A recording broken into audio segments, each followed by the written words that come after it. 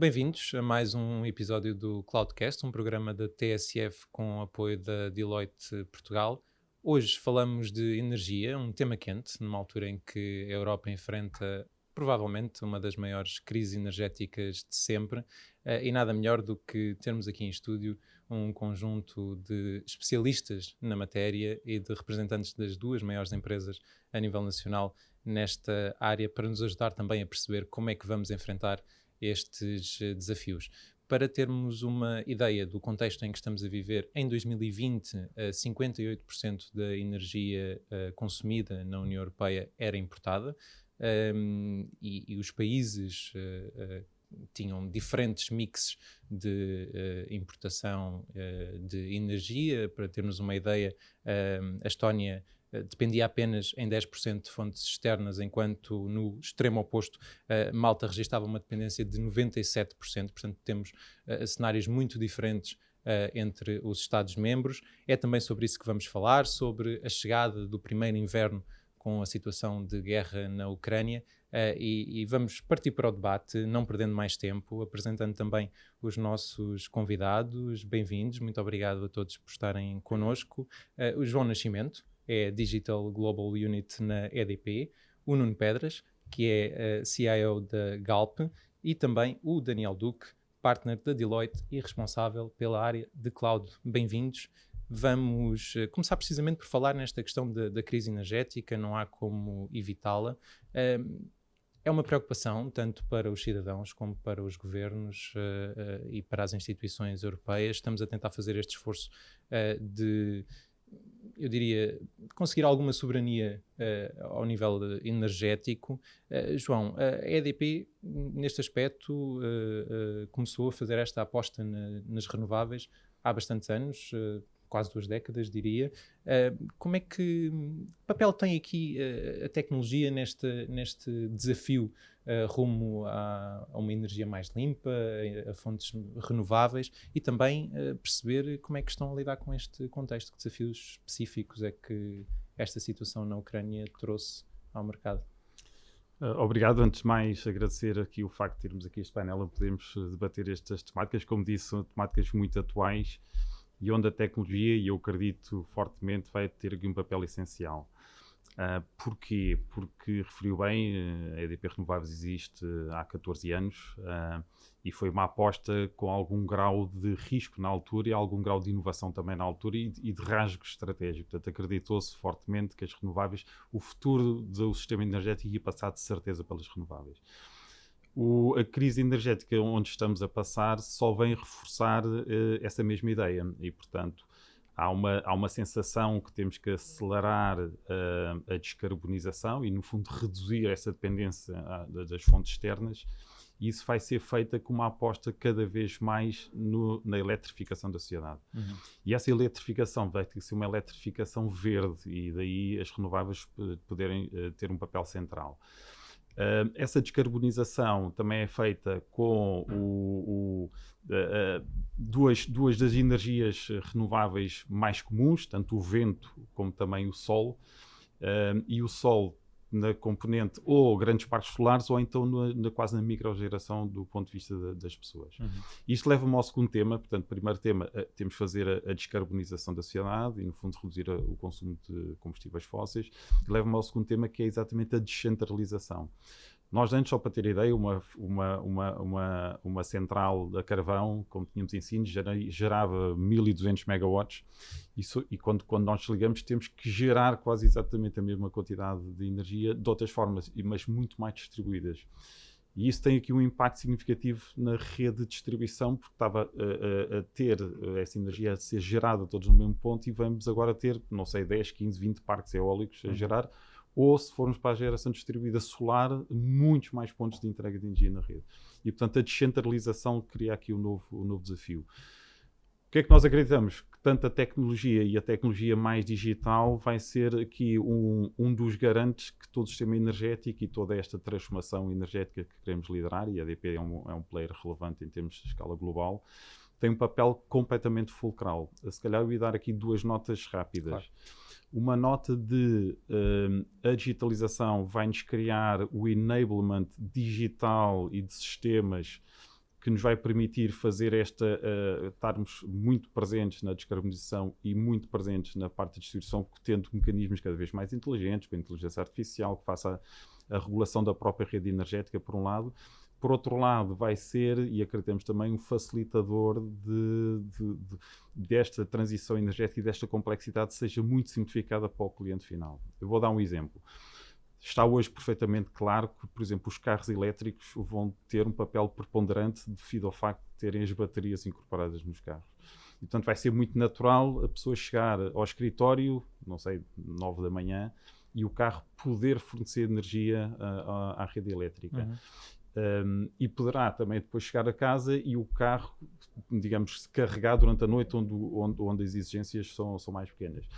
Tudo isto vai ser feito de uma forma completamente seamless para o cliente final, em que apenas vai dizer, olha, eu quero participar nestas novas condições, e pode haver condições de tarifários e tarifários mais criativos nesse sentido, mas vamos ter toda a experiência digital a facilitar drasticamente toda a experiência do utilizador. Portanto, nós vemos digital a atuar de uma forma muito evidente em toda a parte de eficiência do sistema energético, e a parte digital a ser um enabler para novos tipos de experiências do utilizador ou mesmo novos negócios. E deixa-me só fazer uma pergunta rápida, antes de passarmos aqui a palavra também ao Nuno Pedras. Falou na questão da central, estamos preparados para lidar com essa falta de energia que vem dessa fonte, ou que vinha dessa fonte. Não é um problema agora com todo este contexto da guerra? A EDP tem objetivos muito tangíveis e muito ambiciosos do ponto de vista da descarbonização. A EDP em 2025 nós querer estar isentos de carvão. Estamos a falar de uma empresa global em que operamos em mais de 28 geografias e, portanto, queremos ter isentos de carvão e queremos ter neutros em termos de carbono em 2030. 2030 é amanhã. Portanto, estamos a falar é um desafio extremamente ambicioso. Muito ambicioso, mas que nós queremos cavalgar. Genericamente, e falávamos de um mix há um bocadinho, genericamente, em termos mundiais, estamos nos 28-30% de produção de energias renováveis, do ponto de vista do mix global, à escala global. Até 2050 este número tem que passar de 28% para 80%. E para podermos estar a responder a todas estas exigências e, no fundo, ao COP25, e que vai ser agora ratificado no COP27. Não há outra alternativa. E Exato. Também já chegou à conclusão, portanto, eu tenho que chegar aos 80% de energias renováveis, e também já chegámos à conclusão que é a forma mais eficiente de eletrificação da sociedade é mesmo via energias renováveis. Nuno, a Galp tem feito um caminho assinalável nesta descarbonização do negócio e se me é permitido, aqui com algumas características específicas, tendo em conta que atua também no mercado do petróleo. Perguntava-lhe, fazer-lhe exatamente a mesma pergunta que fiz ao João. Por um lado, como é que estão a enfrentar este desafio da guerra? Que impactos é que está a ter também nesta gestão energética a todos os níveis? E o papel da tecnologia neste caminho. Obrigado. Também agradecer o convite e poder estar aqui. Relativamente à sua pergunta, os desafios têm sido enormes, não é? E esta guerra, aquilo que veio foi assinalar algumas debilidades que a Europa tinha, a nível mundial também, mas a Europa em concreto, e o que permitiu também foi o nós entendermos qual era a responsabilidade como empresa para poder fazer face a esses desafios, porque sem dúvida alguma somos fornecedores de energia a vários níveis e felizmente a nossa dependência relativamente à Rússia era mínima e imediatamente anulámos essa dependência e, portanto, não sofremos um impacto que fosse notado tanto em termos de empresa como em termos de fornecimento. Claro que houve desafios, tivemos que repensar aqui um bocadinho a nossa estratégia, ver novas fontes, fazer novas negociações. Estamos ainda no processo exatamente de garantir esse futuro a longo prazo, não a curto ou médio prazo, independentemente de como é que o que é que irá acontecer com a guerra, termina ou não, mas temos o nosso caminho não passa pela Rússia ou pelo fornecimento de energia via via a Rússia, ou parceiros que Sim. muitas vezes não é? Essa Não questão, vêm, não é? mas até vêm, mas Sim. portanto, estamos a garantir que de facto existe aqui um mapeamento de onde é que vem tudo aquilo que nos é fornecido para garantir essa independência. E tanto a EDP como a Galp, nós somos empresas críticas para Portugal e no fornecimento dessa energia, e também porque temos instalações que são críticas, e para conseguir que nós como país consigamos continuar a ter uma independência e um fornecimento que não tenhamos os impactos que já no norte da Europa estão a ter, e que para eles sim é bastante complicado. Qual é a nossa vantagem como país e como empresa? Nós estamos geograficamente estamos onde todas as nossas concorrentes querem estar, porque a maioria focaliza-se ou na América do Sul ou na Península Ibérica, e é onde nós fundamentalmente estamos. Também estamos bastante em África, mas nestes dois, mas tanto na Ibéria como na América do Sul temos aqui um papel importante, e portanto passa exatamente por aumentar este footprint que nós temos. Neste momento já somos o maior produtor de energia solar da Península Ibérica, não por crescimento orgânico, à base de aquisições, mas essas aquisições vêm não só na produção de energia solar, mas também nas outras muitas energias. Nós estamos a fazer grandes investimentos. Várias vezes se fala dos benefícios que as nossas empresas têm nestes momentos. É uma questão, obviamente, que tem uma amplitude muito maior do que aquela que normalmente se discute e está na comunicação social, mas passa também por nós podermos, de facto, fazer esta mudança e este caminho de ir para energias renováveis. E estamos a investir em temas que são públicos, como por exemplo, o Sustainable Aviation Fuel, o SAF, o estarmos a investir em baterias, a vermos várias oportunidades em relação ao hidrogénio, para além da eólica e a solar, que é mais normal. E portanto a tecnologia aqui tem também um papel absolutamente central. A tecnologia acompanha tudo isto. A tecnologia acompanha tudo isto. Portanto, nós, para podermos transformar, para poder criar novos modelos de negócio, para poder ter estas aquisições, poder incorporar novas empresas dentro da Galp, isto faz-se muito através da tecnologia. Portanto, é um ponto importante e que está subjacente a qualquer movimento que nós façamos, ter que olhar para a tecnologia e ver de que forma é que não é só como vai apoiar, é como é que nós conseguimos que a tecnologia faça com que tudo seja muito mais rápido e possamos cortar aqui algumas esquinas que normalmente somos obrigados, mas que a tecnologia hoje em dia, o que nós temos à nossa disposição, e a cloud é uma delas, faz com que nós possamos ir muito mais rápido. Deixe-me já agora perguntar, o João falou em 2030 como a meta para a EDP ser neutra em carbono.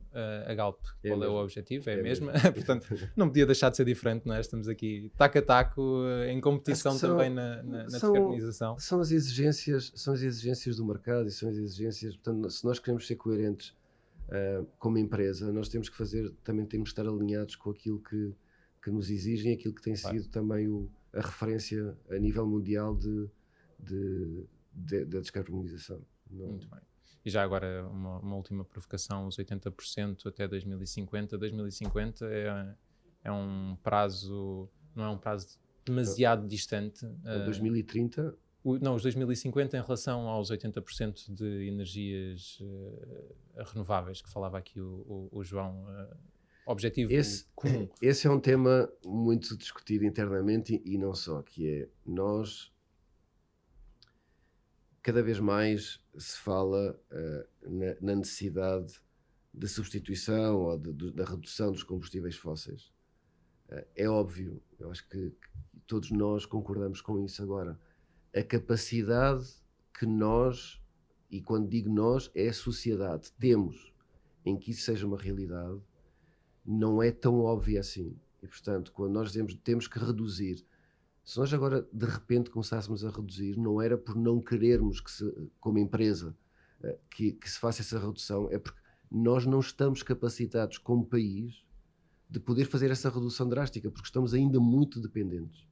E, portanto, nós não temos o tema do carvão, mas também é outro tema que se discute. Se de repente agora vamos cortar, a partir da manhã acabou. Há indústrias que deixavam de funcionar porque estão altamente dependentes e isto tudo tem que ser um plano integrado, e aí eu acho que é onde está a grande dificuldade, que é independentemente de nós dizermos que em 2030 vamos ser neutros em termos de carbono, e o resto das indústrias, e como é que estão todos preparados, porque isto tem que ser um exercício integrado, e essa eu acho que é a grande dificuldade, e daí também o ser importante que as empresas se foquem no mesmo objetivo. Portanto, se nós todos decidirmos que em 2030 temos que ser neutros em termos de pegada carbónica, que é diferente. Portanto, o ser neutro é garantir que há esta compensação. Acho que conseguimos como sociedade chegar lá, mas tem que ser é conjunto, isto não é só uma empresa ou várias empresas, tem que ser toda a sociedade e os próprios governos a fomentarem, e aqui passa também por muito, não é o subsidiarem, mas é sem dúvida dar incentivos a que as empresas possam ir nessa direção. E nesse aspecto, a nível europeu, pelo menos, temos uma série de programas que estão a ajudar nesse sentido também. Abrir aqui o debate ao Daniel, para lhe perguntarem, focando aqui um bocadinho mais na questão da tecnologia, da cloud, a segurança é uma das características importantes associadas à cloud. Tendo em conta todo este contexto que temos estado a falar, da guerra na Ucrânia, também num ano particularmente marcado por ataques informáticos a uma série de players em várias indústrias e de grandes players em várias indústrias, como é que lidamos com todo este contexto e que papel tem aqui a cloud neste sentido? Muito bem. Bom, muito obrigado aos nossos ouvintes. Também obrigado à TSF. Se calhar antes de lhe responder, Francisco, vou só pegar aqui nos comentários que quer o João, quer o Nuno disseram, e fazer aqui uma imagem que eu acho que, embora no tempo possa não ser entendida da mesma forma, mas eu acho que esta guerra na Ucrânia tem o mesmo impacto para a tecnologia, neste caso para a energia, que o Covid teve para a cloud. Okay? Se o Covid nos obrigou rapidamente a adotarmos tecnologia para resolver problemas de negócio porque tínhamos as pessoas em casa, esta guerra, esta dependência que nos apercebemos, enfim, mais tarde do que mais cedo, esta dependência da Rússia em relação à indústria da energia, está a obrigar aos players como a EDP e a Galp a acelerarem, de facto, como se calhar não teriam pensado fazer se não houvesse esta guerra na Ucrânia. Obviamente que não é tão fácil, como dizia o Nuno, é mais fácil haver um conjunto de cloud providers, 2 ou 3 grandes, que se juntam e que oferecem tecnologia a todo o mundo. Outra coisa é a energia, que não está alicerçada em 2 ou 3 players mundiais, não é? Está alicerçada em centenas, quase milhares de players que fazem parte da indústria da energia, dos combustíveis, etc. Portanto, só para dar esta nota, que este paralelo que me parece interessante. Em relação à cibersegurança, é de facto um tema que preocupa, com certeza, os membros deste painel, preocupa o Estado português e que preocupa os cloud providers, nos quais eu converso sobre este tema quase semanalmente. A beleza disto é que estes 3, 4, 5 grandes cloud providers investem milhares de milhões de dólares e de euros em tecnologia de proteção ao cibercrime, algo que unitariamente uma EDP, uma Galp, outras empresas desta área não conseguiriam fazer. Okay? E, portanto, estes serviços de cibersegurança que os cloud providers trazem devem ser tidos em atenção pelos players do setor da energia. E também pelos players do setor financeiro, pelos players do setor do retalho e pelo próprio Estado português na adoção de tecnologias cloud. O tema é sempre, do ponto de vista de transformação digital, a cultura, as mudanças culturais que são necessárias fazer, quer em empresas que estão à frente, como a EDP e a Galp, que estão à frente na adoção de tecnologias cloud, mas que também precisam dessa mudança cultural, quer também nos outros setores de atividade, que continuam a achar que, do ponto de vista de proteção, e isto eu acho que é um comportamento humano, nós sentimos muito mais protegidos quando estamos perto daquilo que temos que proteger do que quando estamos longe, não é? Dificilmente vamos confiar a alguém que está em Seattle, okay, para guardar o meu data center. Porque a razão é que está alguém em Seattle, a milhares de quilómetros, a proteger do ponto de vista tecnológico o meu data center. É uma questão humana, é uma questão física. É uma mudança cultural que tem que ser feita. E, portanto, não querendo monopolizar aqui o discurso à volta da cibersegurança, há um conjunto de investimentos que os cloud providers fazem e que oferecem ou disponibilizam como serviço às indústrias como a energia e outras. Há que desafiar estes dois senhores se de facto estão a tirar o potencial máximo dessa tecnologia. Eu diria que sim, mas melhor do que eu estará aqui o João e o Nuno para confirmar ou indicar que estão em processo de evolução. Querem muito rapidamente dizer do ponto de vista da cibersegurança como é que estão a lidar com toda essa questão, Nuno? Sim. Rapidamente. Nós felizmente nós já há alguns anos atrás verificámos que estávamos muito mal.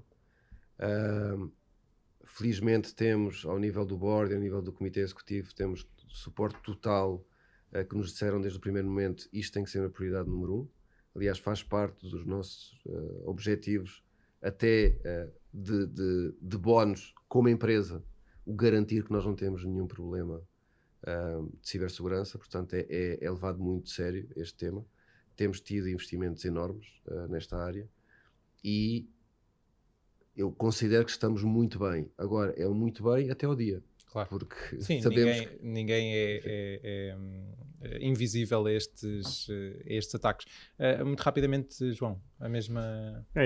Claramente, isto é o tema de cibersegurança, é um tema transversal até pelas indústrias todas, não é uma questão só da energia. Sim. A energia tem aqui um ponto relevante, porque, mais uma vez, não querendo pegar outra vez no tema da guerra da Ucrânia, mas veio posicionar os ativos energéticos quase como estratégicos em toda essa questão geopolítica, reforçando a ideia que temos que nós aqui, a EDP, gerimos ativos críticos para a sociedade e, portanto, não faz sentido não faltar energia por uma questão de cibersegurança. Temos dedicado bastante investimento ao tema, estamos a trabalhar com os melhores e os maiores parceiros para termos a certeza que podemos ir dormir descansados ao final da noite. A cibersegurança é assim que se tem que definir. Podemos ir descansados porque fizemos tudo que estava ao nosso alcance para mitigar o risco. Mas é um jogo do gato e do rato permanente e, portanto, também nós temos que nos atualizar e, efetivamente, depende aqui na intervenção do Daniel, vemos como positivo do ponto de vista de cibersegurança, podemos estar a trabalhar com os parceiros, os hyperscalers de cloud, porque, efetivamente, o investimento que colocam em cima da cloud em termos de cyber é muito significativo e muito expressivo. E também só completando aqui o raciocínio, fugindo da cibersegurança e entrando também na componente de que outras vantagens a cloud nos aporta. Se calhar dava mais duas ideias. A primeira ideia são clouds que têm um volume de pessoas, talento, recursos a inovar todos os dias e, portanto, nós o facto de estarmos a trabalhar dentro de um ambiente daqueles permite-nos ter acesso a uma inovação que é bastante interessante. E uma segunda ideia que ligava talvez ao início da nossa conversa, que há estudos, e sim um estudo de uma das consultoras, em que diz que a movimentação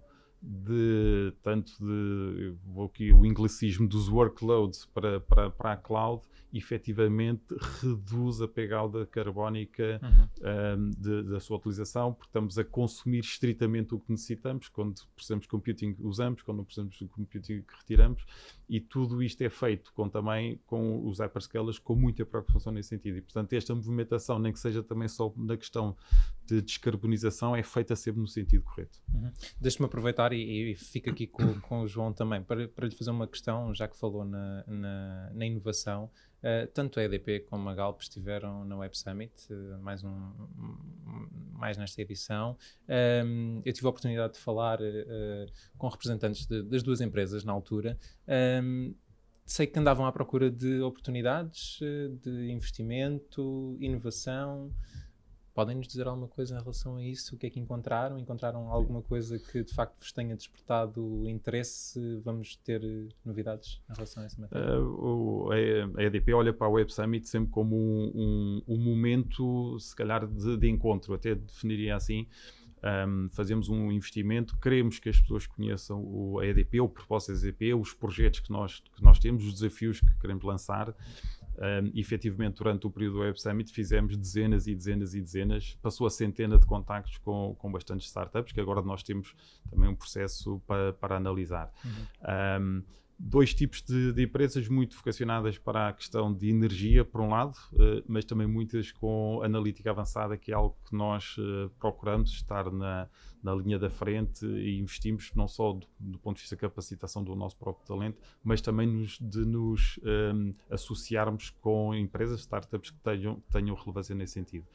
A EDP já agora tem aqui 2 programas que eu salientava. Tem o Energy Starters, onde temos uma lógica de ecossistema aberto, de parcerias, de podermos estar muito a fazer co-inovação com grande parte das startups. É um programa global que temos, e também ajudamos a desenvolver de uma forma muito visível e muito consistente o maior programa que hoje em dia existe mundialmente para a transição energética, que é o Free Electrons, que é um movimento em que há dezenas e dezenas de startups que entram dentro destes programas e que nós vamos observando.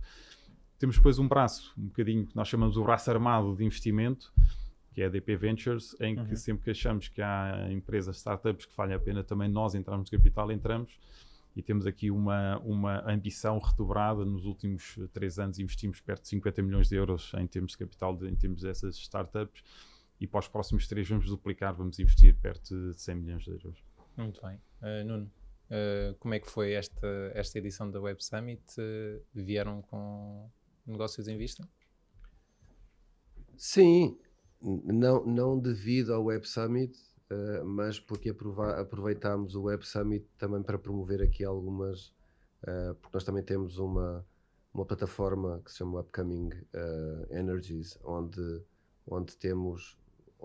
olhamos para as diversas startups a nível mundial, onde temos um concurso, onde aproveitamos e fizemos coincidir a atribuição de um prémio desse mesmo concurso, que havia várias dezenas de empresas a nível mundial que estavam a concorrer. Houve um Final Four. Na própria Web Summit comunicámos quem é que era o vencedor, mas aquilo que foi curioso é que, para além de estarmos a trazer estas startups ao Web Summit para que eles próprios também possam conhecer outras empresas e possam ter essas interações, nós também promovemos aqui um conjunto de reuniões com diversas startups para as poder conhecer.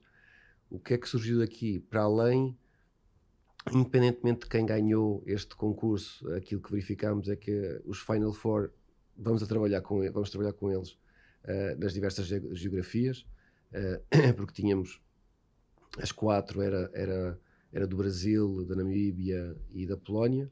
Havia 2 do Brasil, e que vimos que de facto era muito interessante, em que é muito virado para, e é a mesma, toca os mesmos 2 pontos, muito para as novas energias, para as energias renováveis, como optimizar ou até trazer novas soluções, e até, num dos casos, um novo modelo de negócio bastante interessante. E depois também toda a parte do data, tudo que está à volta do data, que obviamente que é essencial para nós podermos ter outro tipo de produtos e podermos chegar onde queremos com os dados corretos e para tomar as decisões. Em termos de investimento, consegue apontar-nos aqui algum valor? O João falou em 100 milhões, 100 milhões de euros em termos de nos próximos 3 anos. Nos próximos 3 anos, exato.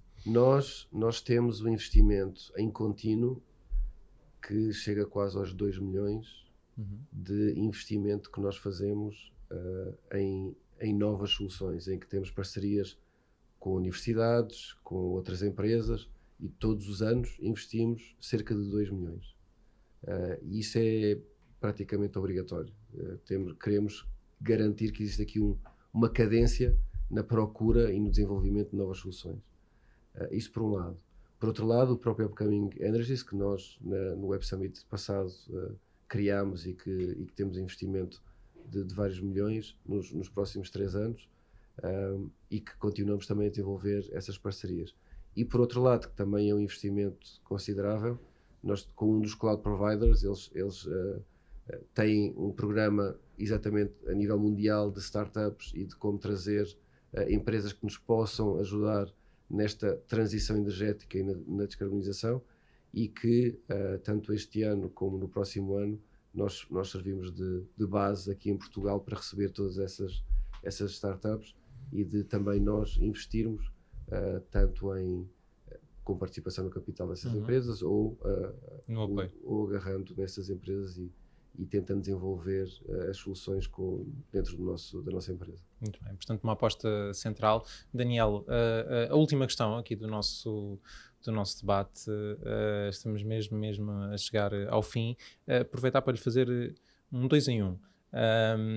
Perguntar por um lado se quer apontar alguma tendência particular em relação tecnológica, obviamente em relação ao mercado da energia. Por outro lado, perguntar-lhe também que desafio é este de digitalizar 2 gigantes da energia como aqueles que temos aqui. Portanto, falamos de digitalização, uma PME é uma coisa, quando falamos numa EDP ou numa Galp, o desafio é certamente maior.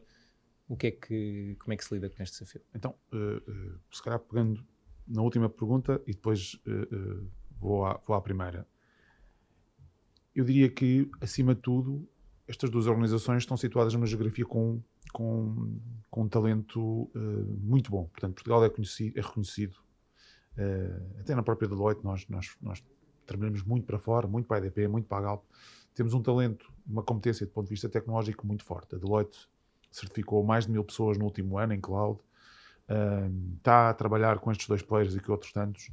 E, portanto, eu diria, primeiro, um aspecto fundamental, e a própria EDP, a própria Galp também estão num processo de upskilling das competências tecnológicas muito, muito generoso. Portanto, primeiro eu diria que é fundamental ter capacidade das pessoas, capacitação das pessoas, talento. O segundo, eu vou usar uma imagem que isto é como um Lego, não é? É que quer a EDP, quer a Galp, são constituídos por peças arquiteturais, por Legos, por peças de Lego, e as boas práticas de hoje dizem-nos que não vamos pegar num Lego todo, pôr o Lego de lado e construir um novo Lego. Não, o que nós fazemos e o que nós ajudamos, quer a EDP, quer a Galp, é olhando peça a peça, ou blocos de peças, e vamos transformando essas peças. Vamos transformando com mais velocidade ou menos velocidade, havendo mais ou menos capacidade de investimento, havendo mais ou menos tecnologia, havendo mais investimentos dos cloud providers ou não, e havendo também estas competências das pessoas em Portugal.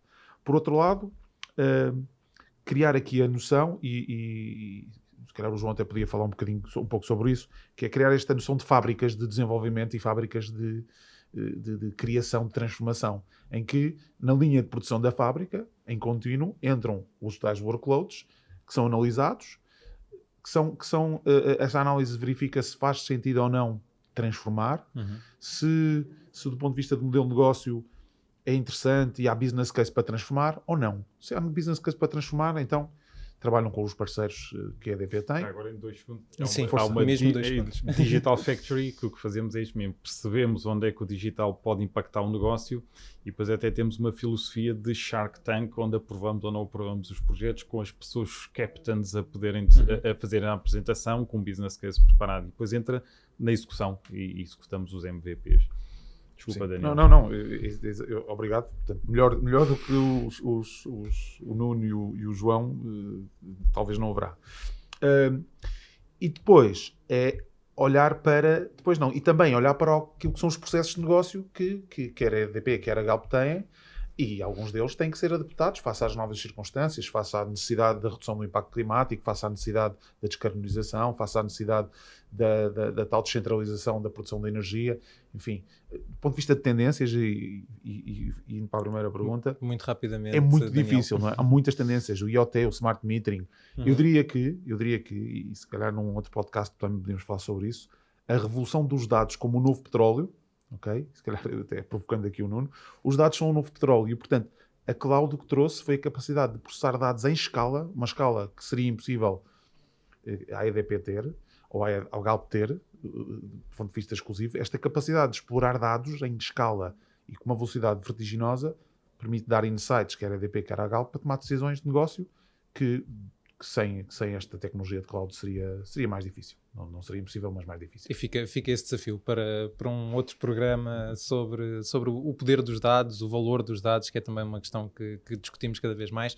João Nascimento, muito obrigado. Nuno Pedras e Daniel Duque, foi um Obrigado. gosto ter-vos aqui connosco neste episódio do Cloudcast, que fica por aqui, e voltamos no próximo com um outro tema também sobre tecnologia e a transformação digital da sociedade. Obrigado.